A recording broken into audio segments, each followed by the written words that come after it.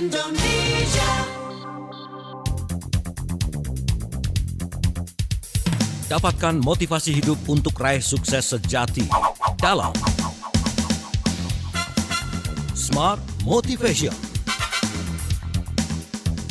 Smart Motivation bersama Eloy Zaluku, the one and only theocentric motivator, sales training, expert and performance consultant. Selamat mengikuti.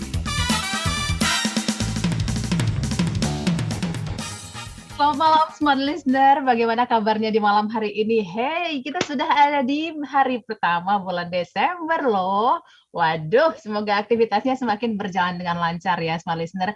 Bulan baru, semangat baru pastinya. Untuk Anda yang juga saat ini masih beraktivitas di luar ruangan, jangan lupa tetap gunakan protokol kesehatan yang sama-sama semakin ketat ya kita laksanakan.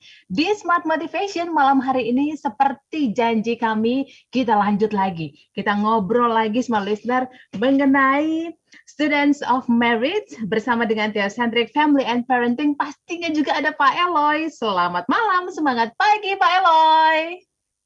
Ya, selamat pagi, good morning, walaupun ini sudah malam, tetapi tetap semangat pagi Mbak Uli. Wih, mantap. Seperti minggu lalu Pak Eloy tentunya hadir dengan Ibu Kim. Halo, selamat malam Ibu Kim. Selamat malam Mbak Uli, Pak Dik-Dik, dan Bu Untari. Nah, ini kalau Smart Listener mau mantau kami mengikuti perbincangan ini lewat YouTube sudah terlihat nih ya, ada Pak Dik-Dik dan juga Ibu Untari. Saya tadinya mau ngumpetin, tapi ya nggak bisa lah ya, pasti sudah terlihat. Selamat malam Pak Dik-Dik, Ibu Untari. Selamat malam Mbak Uli. Ini kompak banget sih berdua. Sama-sama pakai background yang sama lagi, saya langsung nengok ke belakang. Pasti dong, kan keluarga Theocentric Family and Parenting. Siap. Smart Listener, tentunya kalau kita ngomongin soal keluarga, kalau saya terutama juga kalau ngomongin soal anak dan lain sebagainya, semoga Smart Listener juga demikian ya, excited banget pastinya. Silakan kami nantikan Anda untuk bisa bergabung juga dalam perbincangan ini lewat WhatsApp, lewat channel YouTube kami di Radio Smart FM, lewat Facebook fanpage kami juga di akun Smart FM.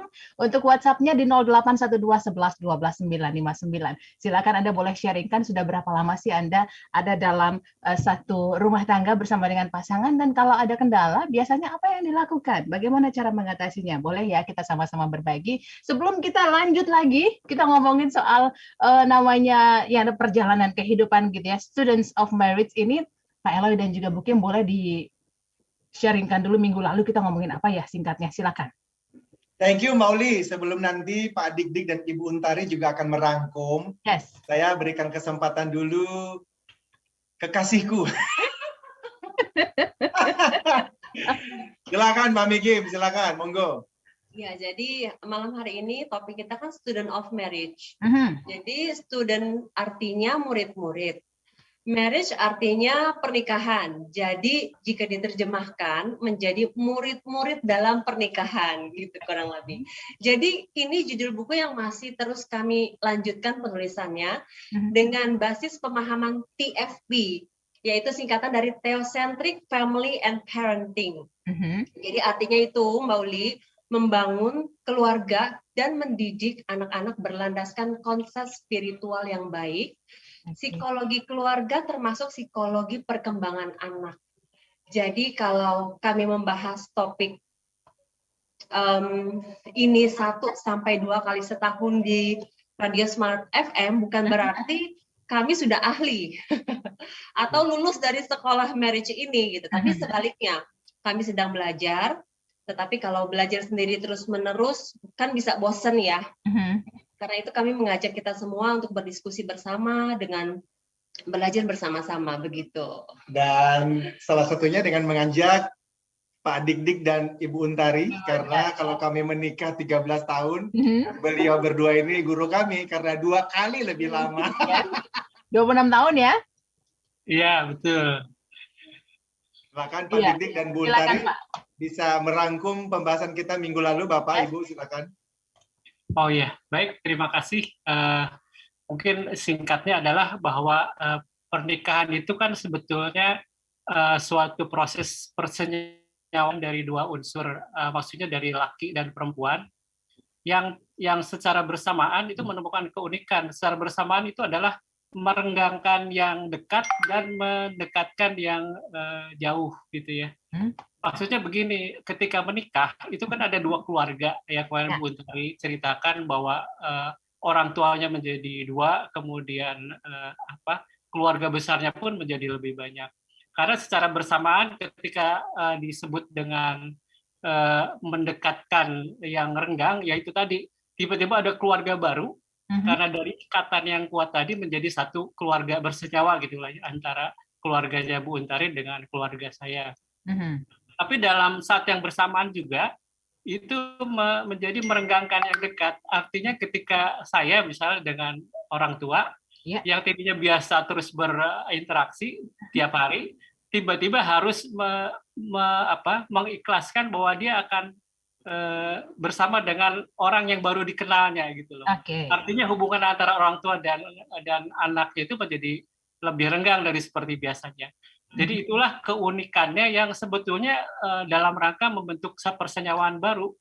Artinya membentuk satu keluarga. Jadi keluarga itu diproses dua unsur yang tidak bisa disebut bahwa ini adalah keluarga saya misalnya atau keluarga istri saya, tapi tetap menjadi satu utuh dengan tujuan secara bersama-sama. Yang kedua adalah bahwa memang ini ada proses ibadah yang tujuannya adalah untuk mendekatkan kepada Yang Maha Kuasa. Dan yang kedua adalah bagaimana proses ini menjadi keluarga menjadi tentram. Jadi aneh ketika keluarga itu menjadi lebih jauh terhadap Tuhannya, atau bahkan juga lebih jauh dari ketentraman atau tidak menemukan ketentraman. Pasti ada yang salah dari proses keluarganya. Saya kira itu. Siap. Pak Dik-Dik, Bu Untari, Pak Elo dan juga Bu Kim, kita break dulu ya, Smart Listener. Nanti kita lanjut lagi perbincangan kita. Memang menarik kalau ngomongin soal keluarga, dua orang yang berbeda, dari latar belakang yang berbeda, keluarga yang berbeda, semuanya serba berbeda. Tapi disatukan. Itu gimana caranya supaya kompak terus, ulang tahun kesekian gitu ya. Terus bersama, dan akhirnya juga mereka memiliki anak-anak yang juga memiliki konsep yang tepat, konsep yang benar. Kita berbicara mengenai teosentrik konsepnya nih. Nah, kita akan lanjut lagi perbincangan ini. Kita jeda dulu. Setelah yang berikut, kami akan kembali.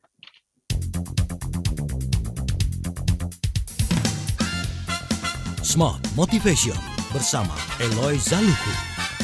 Smart Motivation.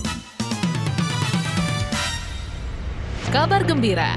Kini program TML Practitioner tanpa kriteria khusus hadir untuk seluruh masyarakat Indonesia. TML adalah singkatan dari Theocentric Motivation and Leadership yang merupakan model pembelajaran dan juga pelatihan dalam bidang motivasi dan kepemimpinan yang diintegrasikan dengan pemahaman spiritual.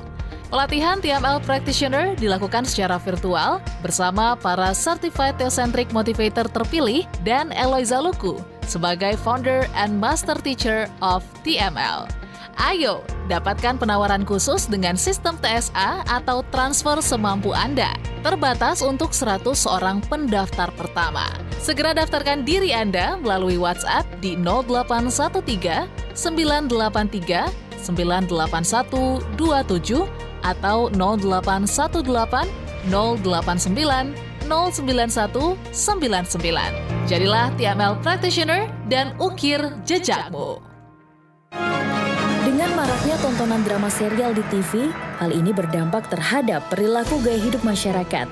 Saat ini saya sudah terhubung dengan reporter kami di lapangan untuk menanyakan pendapat dari beberapa kalangan masyarakat berkaitan dengan gaya hidup yang keren. Mbak Cindy, sebagai mahasiswi, cowok yang keren itu seperti apa? Yang makan buah dong. Kalau menurut Mbak Tia, wanita karir nih, cowok yang keren itu yang seperti apa? Yang sehat dan makan buah. Kalau menurut Mas Ojo, cewek keren itu yang bagaimana? Oh, yang makan buah, Mbak. Banyak sekali manfaat dengan mengkonsumsi buah-buahan. Mencegah obesitas, menurunkan kadar kolesterol dan tekanan darah, juga menurunkan resiko penyakit. Wow, ternyata mengkonsumsi buah banyak manfaatnya dan keren. Coba, saya mau tanya Mas yang hitam manis ini. Mas, cewek keren itu yang seperti apa? Keren. Yang seperti kakak reporter depan saya ini toh. Pesan ini disampaikan oleh Kementerian Kesehatan Republik Indonesia. Smart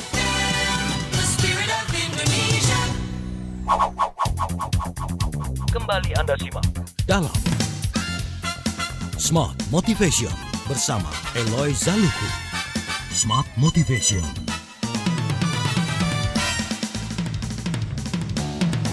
Terima kasih Anda masih bersama kami Smart Listener dalam perbincangan malam hari ini di Smart Motivation. Kami mau sapa Anda yang ada di Jakarta tentunya, Yogyakarta, lalu juga Surabaya, lalu Medan, Pekanbaru, Palembang, dan Manado, Makassar, juga Banjarmasin, Balikpapan. Anda yang juga mendengarkan kami melalui radio streaming di radiosmartfm.com, juga melalui YouTube channel kami di Radio Smart FM, juga Facebook fanpage di Smart FM. Kita berbicara mengenai pernikahan di Smart Motivation malam hari ini, Students of Marriage with Theocentric Family and Parenting. Seperti minggu lalu kami berjanji ini harus dilanjut perbincangannya gitu ya, karena nggak seru nih kalau putus di tengah jalan.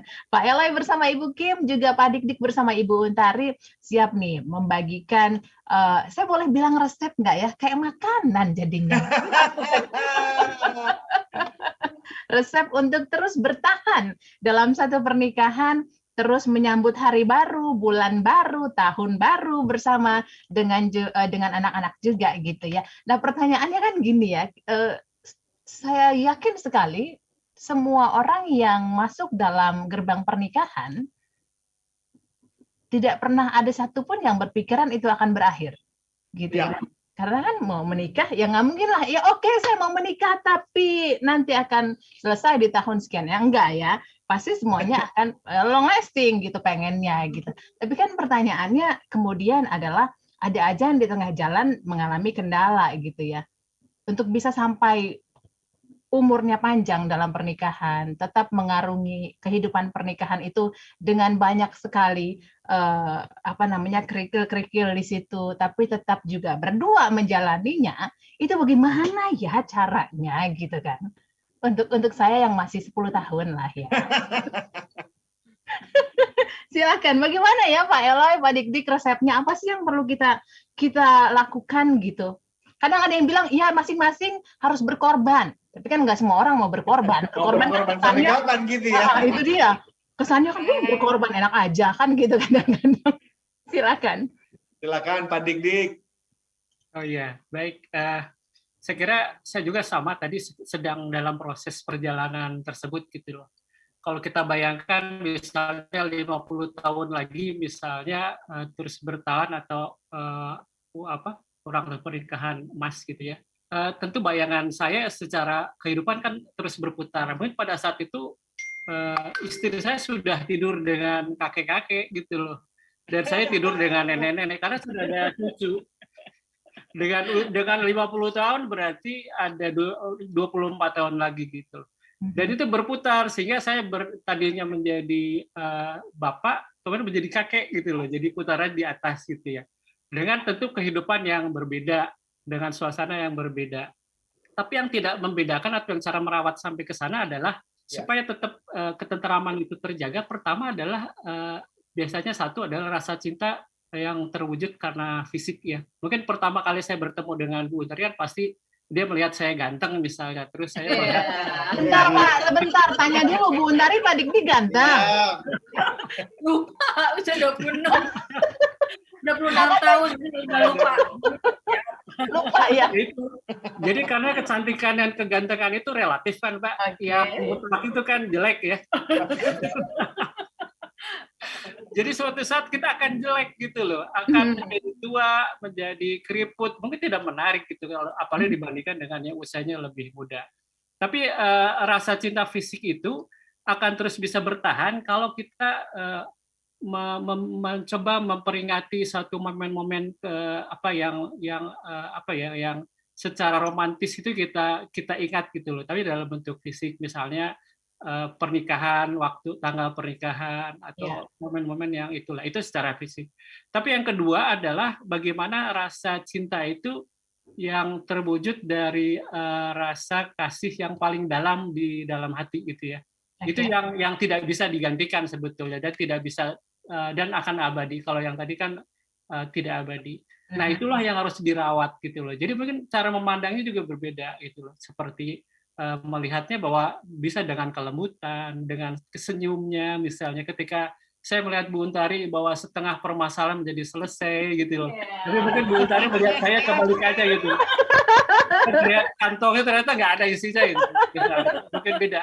Tapi mungkin itu yang harus dirubah mindset itu gitu loh. Jadi itu yang tidak bisa tergantikan adalah kasih sayang berasal dari dalam hati itu yang terus dibina sehingga walaupun jelek gitu ya, sama-sama jelek tapi kan itu menjadi sesuatu yang tidak menjadi kendala gitu. Tapi tadi kita sudah berjanji untuk menua bersama gitu yang tadi Mbak Uli kan bilang kita akan sampai tua. Sampai ada salah satu mungkin yang dipanggil lebih dulu untuk menghadap Yang Maha Kuasa. Mungkin Ibu Untari, karena saya sering lupa sebetulnya tanggal pernikahan gitu, dan sering protes. Gitu. Mungkin dengan setelah acara ini itu akan saya perbaiki, karena kan saya ingin panjang ya. Oke. Memang yang paling sering lupa Pak Dikdik gitu. Jadi kadang-kadang saya nanya, ini tanggal berapa ya Pak? Udah disebutin tanggal sekian gitu. Gitu udah selesai aja gitu. Ya udah.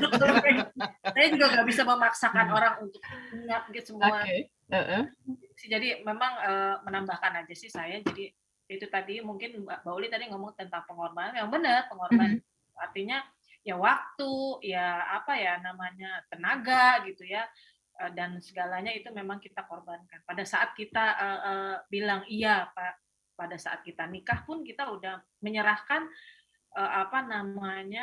mungkin pikiran segala macam hanya untuk keluarga kita gitu. Itu aja sih. Jadi kalau itu bisa di-maintain terus itu ya insya Allah kayak gitu kerikil-kerikil menjadi lebih kecil lah gitu. Kita ngelihatnya jadi kayak ya kerikil kecil lah gitu. Iya. Kerikil jadi semakin kecil, bukan kerikil jadi kayak batu besar gitu ya. Pak Eloy. Thank you. Pak Dik-Dik, Ibu Untari, terima kasih sudah bersama dengan kami. Dan ini, by the way, kepada para pendengar, smart listeners, Pak Dik-Dik adalah Certified Theocentric Motivator, dan sebuah kebanggaan Bapak kehormatan bisa bergabung dalam keluarga CTM. Mbak Uli, kembali kepada pertanyaan tadi, betul bahwa ada keinginan harinya akan tiba kita merayakan hari ulang tahun yang ke-50. Masih jauh banget. Dan justru itulah kenapa kami berusaha untuk menuliskan buku Students of Marriage ini. Karena selama kami menikah, banyak ya kita ribut ya. Intinya begini, kalau sekarang kami masih duduk berdua di sini, semua karena anugerah Tuhan. Benar-benar, Mbak Uli, karena saya tidak punya role, tidak punya teladan ayah, karena ayah saya meninggal ketika saya masih usia 9 bulan. Istriku juga tidak punya gambar keluarga yang harmonis itu seperti apa. Sampai akhirnya saya tuh sadar ketika membaca satu buku, dan kemudian ada quote, ada kalimat yang membekas dalam hati saya dari orang bernama Helen Rowland. Beliau memberikan kalimat yang bagus ini. Pernikahan adalah sebuah operasi di mana keangkuhan seorang wanita dan egoisme seorang pria dicabut tanpa menggunakan obat bius. Saya ulang, kalimat ini penting sekali. Pernikahan adalah sebuah operasi itu loh. Orang sakit di operasi itu surgery. Di mana keangkuhan seorang wanita dan egoisme seorang pria dicabut tanpa menggunakan obat bius. Sakit itu Mbak Uli. Dan justru di dalam sakit itulah akhirnya kami mulai belajar. Setelah sekian tahun kami melewati keluarga yang tidak seharmonis beberapa orang lain, walaupun by that time saya sudah menjadi theocentric motivator. Tetapi saya sungguh-sungguh mengatakan it wasn't easy. Tidak mudah bagi kami. Nah, disitulah justru akhirnya saya mengajak istri saya untuk berpikir dan belajar. Maka kami ikut seminar-seminar keluarga. Sampai akhirnya kami belajar hal yang kedua. Yang minggu lalu saya sudah bahas. Apa sih tujuan keluarga? Nah, disitulah akhirnya kami belajar, membaca, bahwa ternyata keluarga itu bukan Eloy dan Kim yang menginginkannya. Tuhan Sang Penciptalah yang menginginkan itu sejak awal, bahwa manusia berpasang-pasangan.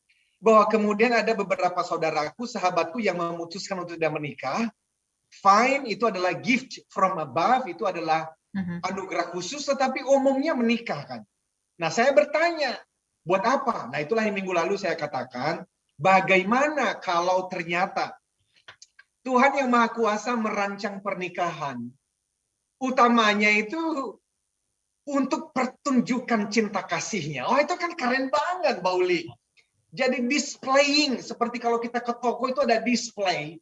Pernikahan itu mempertunjukkan kasih Tuhan yang tak terbatas dan tak bersyarat. Sehingga ketika istri saya berbuat salah dan saya berbuat salah, display itu semakin jadi harusnya. Tidak gampang, ini sekali lagi tidak gampang. Karena itulah kenapa theocentric family and parenting, karena kami memahami it's so good. Mana mungkin Eloy dengan masa lalu yang hancur itu bisa menjadi display of God's love and kindness. It's impossible. Kecuali Tuhan sendiri yang beracara dalam keluarga ini. Lebih dari itu, ada satu hal yang lain, bahwa Mbak Uli, kalau Mbak Uli bertemu dengan seorang pemain biola yang sangat hebat, maka kita tidak boleh mengatakan kepada pemain biola itu, wah kamu hebat ya, kamu ketemu dengan alat musik biola yang cocok untukmu. Dia akan marah. Kenapa? Karena keahlian memainkan sebuah alat musik tidak didapatkan karena seseorang menemukan instrumen sempurna atau dilahirkan dengan bakat yang tepat. Tidak. Itu adalah hasil dari kerja keras, ketekunan, dan latihan berjam-jam setiap hari selama bertahun-tahun. Maka kalau akhirnya Mbak Uli, Ibu Didik, Pak Dikdik dan Ibu Untari, dan kami, dan smart listeners suatu hari merayakan pernikahan ke-50. Sadar-sadarnya. Itu angkat tangan, karena itu adalah hasil ketekunan yang luar biasa. Di mana di dalam segala macam jatuh bangun, mereka belajar untuk memaafkan, karena dasarnya adalah displaying God's love and kindness. Menjadi pertunjukan dan memantulkan cinta kasih ilahi, apapun iman dan agama kepercayaannya. Saya kira begitu, Mbak Uli. Siap Pak Eloy, terima kasih. Nanti kita lanjut lagi di sesi berikutnya. Siap. Saya ada pertanyaan untuk smart listener, baik yang di YouTube dan juga di WhatsApp. Untuk Anda yang sudah bergabung di WhatsApp kami 0812 11 12 959, isi titik-titik ya. Menurut Anda pernikahan adalah titik-titik. Oke? Bergabung bersama kami malam hari ini. Nanti kami sapa Anda satu persatu. Kita jeda dulu, break dulu sebentar. Setelah yang berikut, kami akan kembali.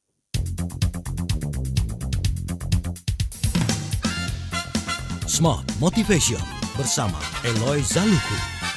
Smart Motivation. Eloy Zaluhu, founder and master teacher of TML, Theocentric Motivation and Leadership, kembali memberikan kesempatan kepada 25 orang terpilih untuk menjadi Certified Theocentric Motivator batch kelima tahun 2022. Dilatih secara langsung oleh Master Teacher Eloy Zaluhu, dapatkan sertifikasi dan legalitas untuk mengajarkan materi pelatihan Theocentric Motivation and Rev Sales Principles di seluruh Indonesia. Pelatihan dilaksanakan secara virtual online 16-17 September dan 23-24 September 2022. Dapatkan penawaran khusus yang terbatas, segera daftarkan diri Anda ke 0813 983 98127 atau 0818 0890 9199. Be the next certified Theocentric Motivator and Rev Sales Trainer. Apa rencana bisnis Anda ke depan? Pandemi COVID-19 memang masih terjadi. Banyak pelaku bisnis yang menyerah, namun tidak sedikit yang masih bertahan. Apapun kondisi Anda, Smart FM tetap ada untuk Anda, bertahan dan terus berusaha berkarya, menjadi teman dalam perjalanan sulit dan juga berat. Saya percaya bahwa harapan itu kalau kita memberi hati jadi sahabat untuk Anda agar yang berat terasa ringan. Dan selalu ada ruang bagi Anda agar pesan kebaikan produk Anda tetap tersampaikan kepada masyarakat. Pada saat kondisi darurat, ketika kita berada dalam kesulitan, pasti selalu ada kemudahan. Nah, mekanisme pasar ini ada pihak developer sebagai pengembang, ada juga kemampuan masyarakat itu sendiri. Kami juga membangun kebersamaan yang kuat bersama listeners. Saya ini terpacu banget karena inspirasi dari narasumbernya, terutama dari narasumber Pak Abe Susanto. Keren banget sih itu. Pilih tidak sah atau mencoba mengikuti itu, kemudian dokumen-dokumennya menjadi sah di muka pengadilan. Segera hubungi kami di 0813 32 50 3717 atau email ke promo@smartfm@gmail.com.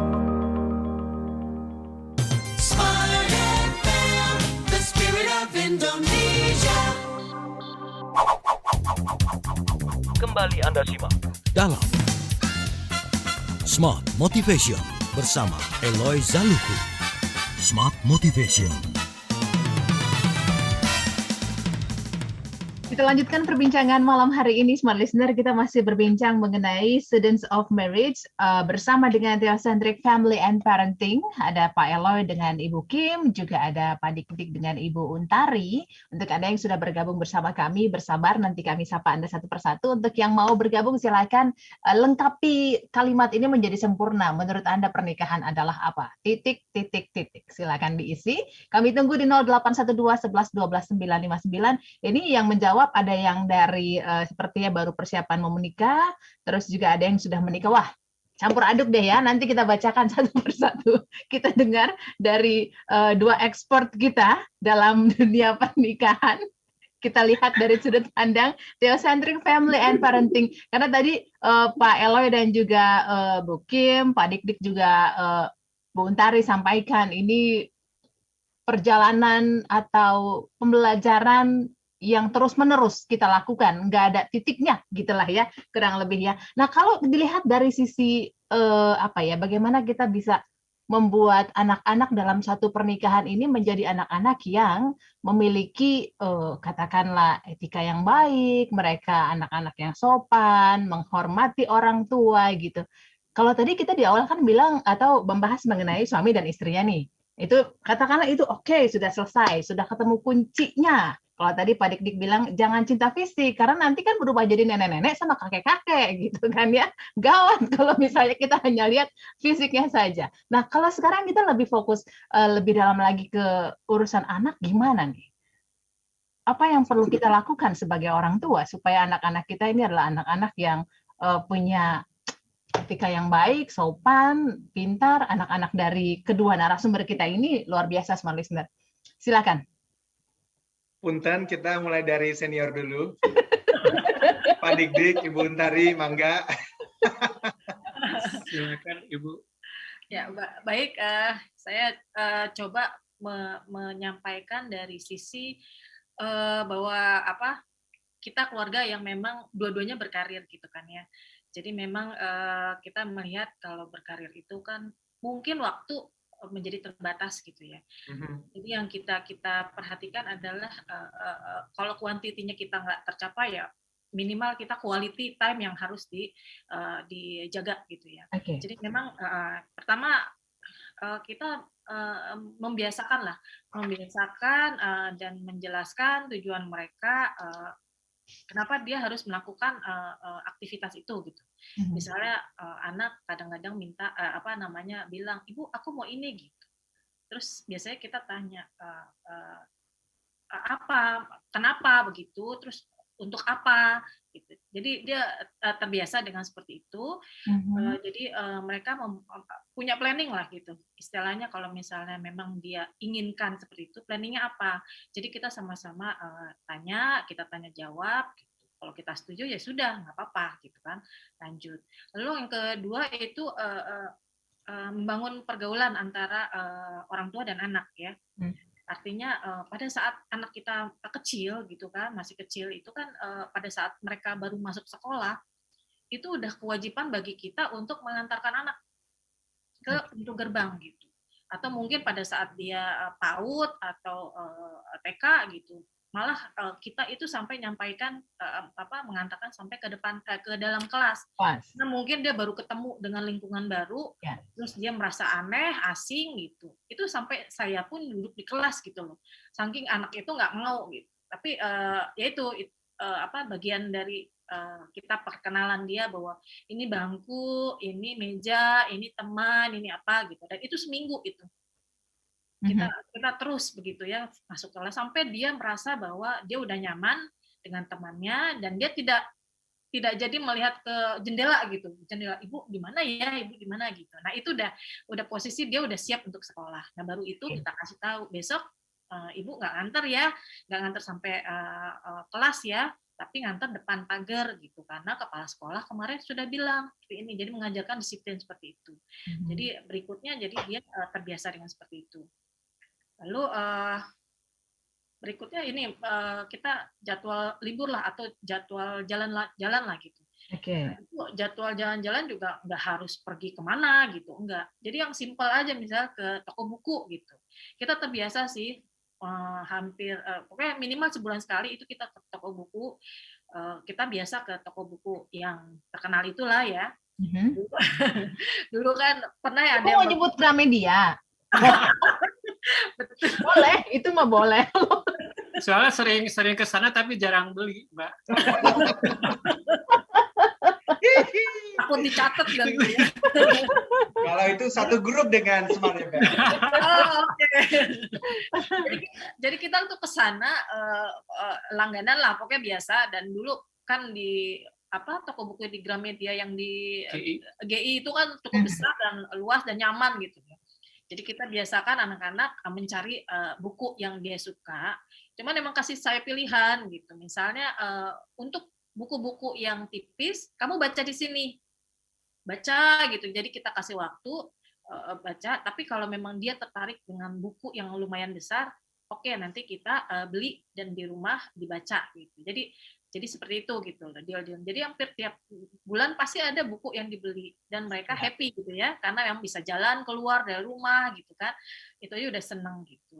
Atau mungkin kita rencanakan jalan-jalan kemana misalnya, ke kota-kota apa gitu. Dan kalau dulu waktu kecil kita yang bikin tentatif ininya, kita harus kemana. Tapi pada saat dia sudah besar, sudah SMP, sudah SMA, justru kita meminta mereka yang kalau kita ke sana mau ngapain gitu, sampai jadwal-jadwal kereta itu dia udah tahu, dan kita nggak pernah pakai guide gitu loh. Jadi, bertukar posisi ya? Bertukar posisi seperti itu, memang itu menyenangkan sih ya, walaupun capek tapi ya seneng lah gitu. Terus yang itu ya untuk disiplin dan kemampuan diri juga kita ngajarin berenang, bersepeda. Atau mungkin ya kadang-kadang kalau dia mau ke dapur boleh lah gitu ya, ngajarin masak, walaupun akhirnya berantakan semua ya nggak apa-apa lah.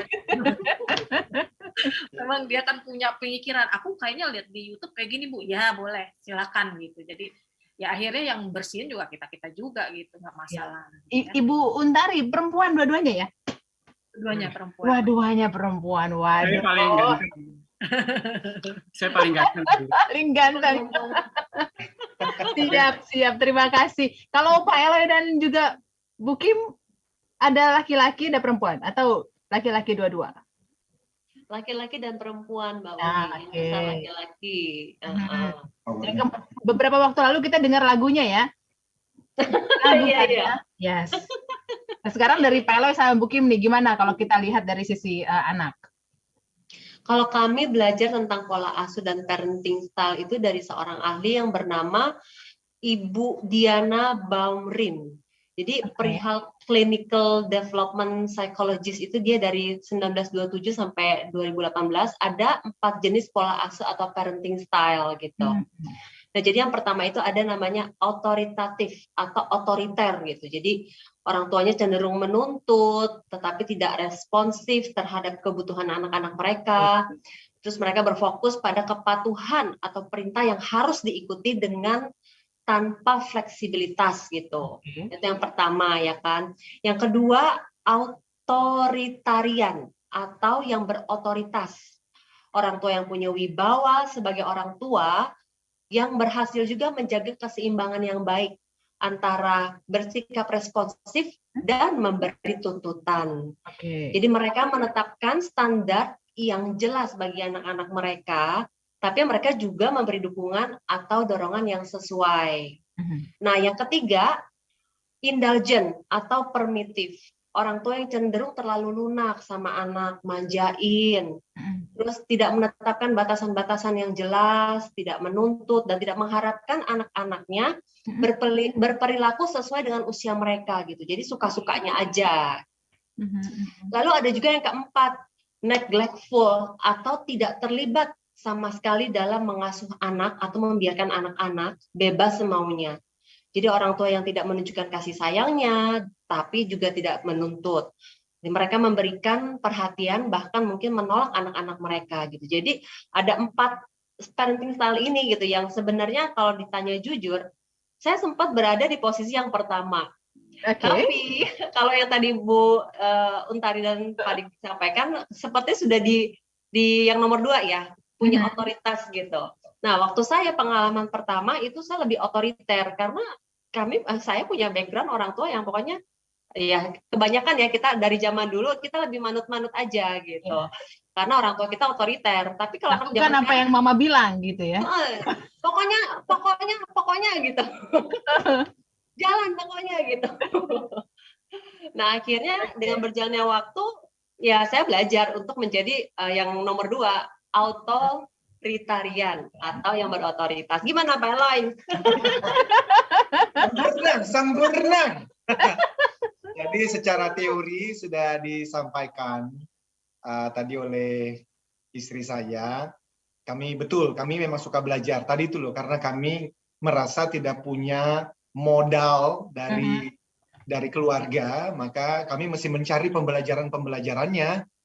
Dan itu tadi salah satu gurunya bagi kami, Diana Baurin itu. Dan kami sangat terbantu dengan ketika dia memaparkan 4 pola asuh tadi dulu. Sampai sekarang pun kadang-kadang masih jatuh di otoriter. Kadang-kadang.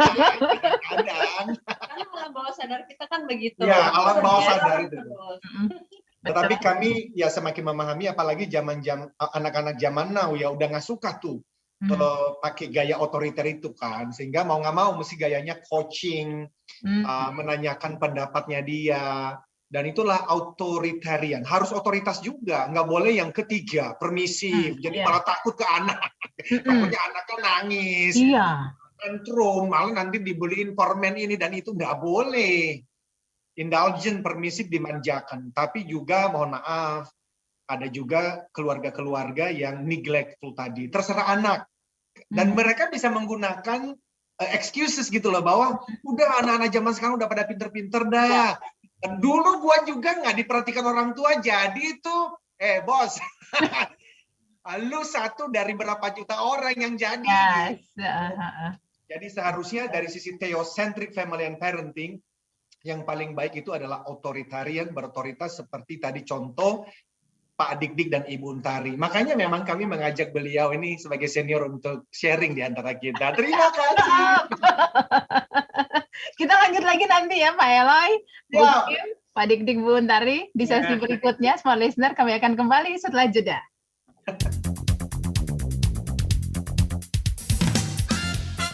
Smart Motivation bersama Eloy Zaluku.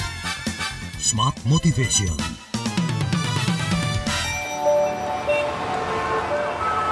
Berlalu lintas di kota besar memang akan sering mengalami kemacetan. Tapi kalau bisnis atau usaha Anda tentu tak boleh sampai macet. Agar tidak macet, saatnya sekarang produk dan jasa yang Anda kelola semakin dikenal bersama Smart FM Network. Business information, wisdom and inspiration. Bersama Smart FM Network, produk dan jasa Anda berpeluang semakin dikenal, dipercaya, dan dipilih masyarakat. Promosikan produk dan jasa Anda di Smart FM Network dengan jangkauan luas, program-program berkualitas dan inspiratif. Kami siap membantu bisnis atau usaha Anda lebih sukses. Segera hubungi untuk pemasangan iklan Anda di 021 638 74090. Smart FM Network, Group of Radio Kompas Gramedia. Smart FM, Business and Inspiration. Smart FM, Business and Inspiration. Business and Inspiration. Kami hadirkan program bisnis Senin hingga Rabu. Dimulai Smart Syariah di hari Senin. Jadi begini, model bisnisnya itu sumber dana itu dari para donatur. Donatur itu bisa corporate, bisa perusahaan besar, bisa individual. Selasa, Smart Brain Management. Smart Brain Management. Itu sekali lagi work from home membawa pada WFH ini membawa pada FWH, Flexible Working Hours. Rabu, Smart Career. Pada pukul 11 siang waktu Indonesia Barat. Progres yang sudah kita lakukan gitu ya. Tadi visionnya udah jelas, terus kita punya rule gitu kan, viral, R-nya itu rule. Kita punya peraturan yang kita buat sendiri. Smart FM Business and Inspiration. Smart FM, the spirit of Indonesia. Kembali Anda simak dalam Smart Motivation bersama Eloy Zaluku. Smart Motivation. Kita masih bersama Smart Listener ngobrolin mengenai Students of Marriage bersama teman-teman Theocentric Family and Parenting. Ini saya manggilnya teman-teman kayak seumuran aja gitu ya. Paling sama Pak Dik gitu, sama Bu Untari. Tapi rasanya kalau kita mau ngobrol dengan seseorang dan itu akan kita tangkap dengan baik, kita harus menganggap orang itu teman. Berarti benar nggak sih Pak Eloy?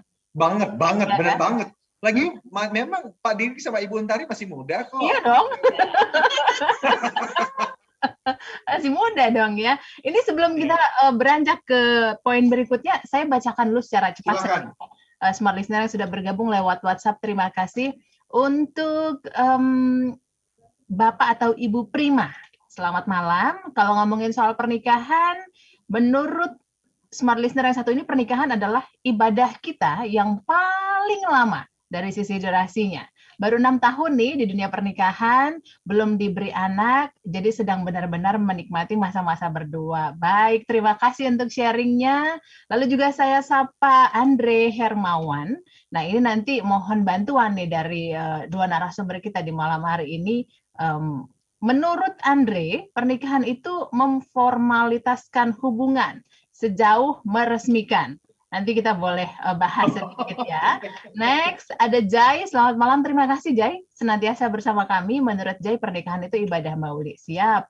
Lalu juga saya mau sapa, ada Rino yang bilang pernikahan itu saya setuju dengan apa yang dikatakan narasumber, yaitu ibadah kita. Siap. Mewakili saja ya dari Smart Listener yang sudah bergabung.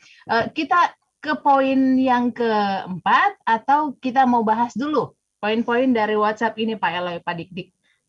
Kita sweet atau gimana? Ya, izin punten, saya kira terima kasih ya Smart Listeners sudah berkenan memberikan komentar dan semuanya baik. Yes. Dan seperti tadi sudah disampaikan dari awal, kita sebagai narasumber pun bukan berarti sudah lulus, kita tetap sedang belajar. Yang paling efektif itu kan belajar sambil sharing ya Pak Dik-Dik. Ya, insya Allah mudah-mudahan dari apa yang kita sharingkan bermanfaat kepada Bapak Ibu semuanya. Saya kira seperti itu Mbak Uli. Yes, siap. Terima kasih. Nah, kalau tadi kita sudah di poin pertama kita berbicara mengenai pernikahan gitu ya. Bagaimana dua orang yang berbeda bertemu dengan satu maksud yang mulia pastinya, dan selalu ingat tujuan pernikahan atau siapa yang membentuk lembaga pernikahan itu adalah Tuhan. Lalu juga kita bahas mengenai bagaimana anak-anak, jika kita sudah dikaruniai anak-anak oleh Tuhan, bagaimana kita bisa membuat mereka menjadi anak-anak yang memiliki karakter yang baik dan lain sebagainya. Nah sekarang, anggaplah anak-anak kita pastinya beranjak dewasa dong ya Pak Eloy, Pak Dik-Dik. Nah sekarang itu cari profesi ya. Cari profesi untuk anak-anak, aneh-aneh deh pokoknya. Adalah gamer gitu kan ya, adalah saya mau jadinya YouTuber aja gitu kan. Nah kadang-kadang saya pribadi sebagai orang tua, kok sekarang profesi seperti itu ya, nggak seperti zaman dulu saya dididik oleh orang tua saya gitu, ketika nanti kalau mau jadi orang yang sukses jadinya dokter ya, itu kan spesifik gitu kan ya, dokter, oke, berarti kita harus ambil jurusan bla bla bla, kalau jadi guru harus ambil jurusan bla bla bla. Tapi sekarang ini yang lagi ngetop adalah YouTuber sama gamer. Nah bagaimana teman-teman dari TFP ini menghadapi kondisi ini, dan bagaimana kita harus memiliki konsep yang tepat terhadap profesi anak-anak di kemudian hari? Ini lumayan bikin loh, lumayan bikin. Jadi saya masuk di teori, nanti prakteknya Pak Dik-Dik. Oke. Karena Pak Dik-Dik dan Ibu Untari, anak-anak kalau nggak salah satu sudah bekerja ya Bapak? Sudah. Dan satu lagi masih kuliah ya Pak kalau nggak salah ya? Atau? Lulus. Oh sudah lulus, wah udah lewat. Sudah lulus. Wow. Wah kelihatan tua aja ya. Bukan temen berarti. Kalau kami anak-anak masih usia 12 tahun dan 10 tahun, dan karena itu kami belajar sungguh-sungguh ini gimana sih. Nah akhirnya dari pemahaman theocentric motivation and leadership dan kemudian theocentric family and parenting, kan dasarnya itu Mbak Uli purpose. Oke. Pokoknya apa-apa tuh pokoknya balik-balik lagi tujuannya naon gitu. Ya. Nah sehingga kita bertanya jadinya, sebenarnya tujuan hidup itu apa sih? Nah, kita sudah paham di dalam pelajaran theocentric motivation and leadership, sebaik-baiknya manusia, manusia yang baik itu kan harus bermanfaat kepada orang lain kan ya. Jadi kalau kita rangkum menjadi to know God and make God known, mengenal Tuhan dan memperkenalkan Tuhan melalui hidup dan profesinya. Oke. Berarti di situ ada hint, ada clue tuh di situ tuh. Apakah profesi yang dikerjakan, yang aku kerjakan dan dikerjakan anakku, membuat dia dan orang lain mengenal Tuhan lebih lagi? Dan yang kedua, apakah dia di dalam mengerjakannya dan orang yang menikmati hasil kerjanya, itu menikmati Tuhannya? If no, mesti duduk dan bertanya, jangan-jangan Allah nggak suka profesi ini, gitu loh. Jadi ada 3 profesi. Yang pertama, profesi yang memanusiakan manusia. Contohnya dokter, contohnya guru, contohnya nurses, perawat-perawat, contohnya para guru-guru agama, theocentric motivator seperti kita Pak Dik-Dik. Sebagai ibu dari anak-anak, itu memanusiakan manusia, artinya membuat manusia ini kembali ke fitrahnya, kembali kepada original purpose-nya itu loh. Ketika Tuhan menciptakan dia, kan tadi dia bermanfaat untuk umat. Dia mencintai Tuhannya dan mencintai sesama. Jadi pekerjaan kita, kalau menolong orang lain menjadi manusia yang utuh lebih baik, Tuhan pasti suka. Termasuk politisi yang baik, yang sekaligus negarawan, bukan politisi yang nyinyir. Termasuk pengacara yang memperjuangkan hak-hak orang miskin. Tuhan pasti suka. Tapi yang kemudian ada profesi yang kedua Mbak Uli. Ini menarik nih, karena profesi yang kedua, nih smart listeners dengerin ya, penting. Profesi yang kedua ini boleh ada, boleh tidak ada. Karena kalau keberadaannya sekedar cari uang dan ketenaran, sebenarnya kan dia nggak usah lahir juga nggak apa-apa. Wong dia nggak memberikan manfaat apa-apa buat orang lain. Cuman buat diri dia sendiri. Jadi buat apa hidupmu gitu loh. Oke. Nah di dalam profesi tertentu yang saya sengaja tidak menjawab contohnya, kalau suatu hari nanti ada yang bertanya, Om Elo itu contoh profesinya apa? Pokoknya netral dah. Atlet misalnya. Jadi gini loh, atlet boleh ada boleh, tapi boleh tidak ada nggak apa-apa. Tapi kalau seorang atlet, entah itu pemain bola, pemain bulu tangkis, dia itu menjalankan profesi ini to know God and make God known. Tuhan pasti suka. Tapi kalau cuma sekedar menjadi atlet, menjadi musisi, menjadi YouTuber, menjadi artis, hanya untuk ketenaran dan uang banyak, sebenarnya kan dia lahir juga nggak lahir juga nggak apa-apa kan? Wong dia nggak memberikan manfaat apa-apa, kecuali untuk dirinya sendiri. Tetapi ada profesi yang ketiga, Tuhan pasti tidak suka, Allah pasti nggak suka. Maksiat itu, ya pelacuran, perjudian, bandar narkoba. Nah, tadi kalau berbicara YouTuber dan gamer, pertanyaannya adalah itu masuknya di mana? Menurut saya bisa jadi di yang kedua. Boleh ada, boleh tidak ada. Harus ada kalau dia membuat YouTube itu channelnya itu membawa manusia mengenal Tuhannya dan semakin dekat dengan Tuhannya. Tetapi kalau konten YouTube-nya menjauhkan orang dari Tuhannya, mendingan dia nggak usah lahir sebenarnya. Nah, karena itu yang paling yang paling krusial adalah bagaimana setiap orang tua itu berdoa untuk anak-anaknya. Karena orang tuanya nggak tahu sih sebenarnya Allah itu maunya apa sih pada hidup anak-anak ini, kan kita nggak tahu. Kita kan cuma menebak-nebak. Jadi yang paling tahu itu adalah Tuhan yang menciptakan dia. Jadi lutut, LUTUT, atau sholat kalau biasanya Pak Dik-Dik mengajarkan kami. Karena Tuhan yang paling tahu. Tuhan tuh maunya apa bagi anak-anak ini. Tapi doa kita, ya Allah, ya Rob, ya Tuhanku, aku rindu sekali anak-anak ini berprofesi yang memanusiakan manusia. Ya. Itu jawaban saya, selebihnya Pak Dik-Dik. Tapi tinggal 1 menit, Pak Eloy. Ya, 1 menit bisa, Pak Dik-Dik bisa. Silakan Bapak. Silakan Pak, silakan. Ya, baik.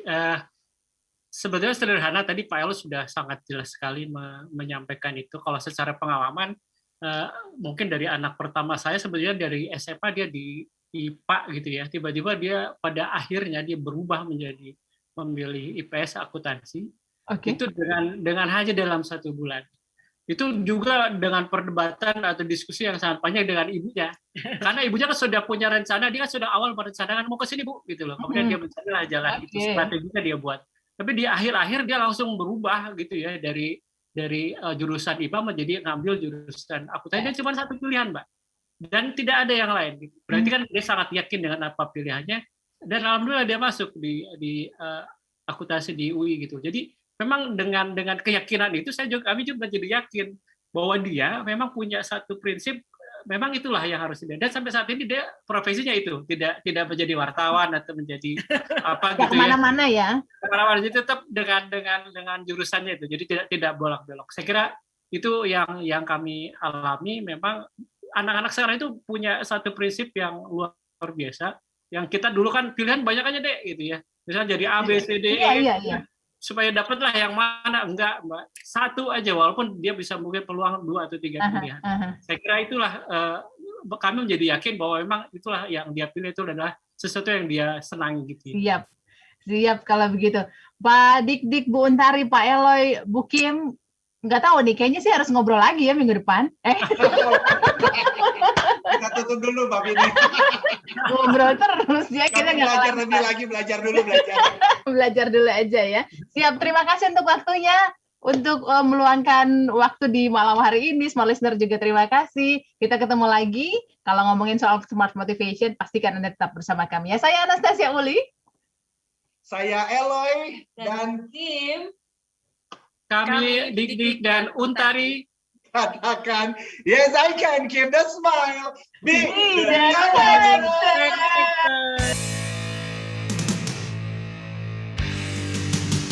Telah Anda ikuti Smart Motivation bersama Eloy Zaluku, the one and only theocentric motivator, sales training, expert, and performance consultant. Terima kasih.